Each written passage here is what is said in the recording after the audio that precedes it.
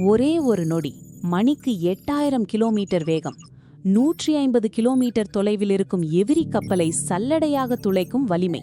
இந்த துப்பாக்கி போர்க்களத்திற்கே செல்ல முடியாத அளவுக்கு அதிக சக்தி வாய்ந்தது.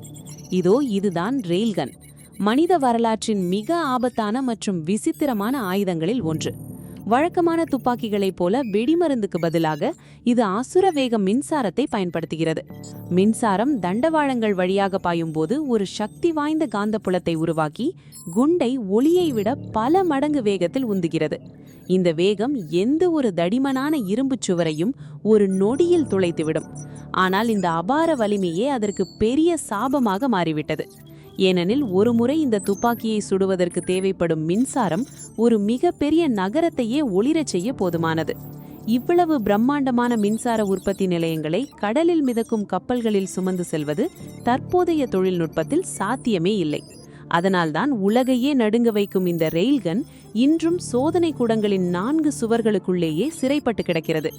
போருக்கே தகுதியற்ற அளவுக்கு அதிக வலிமை கொண்ட இந்த விசித்திர ஆயுதத்தை பற்றி நீங்கள் என்ன நினைக்கிறீர்கள்?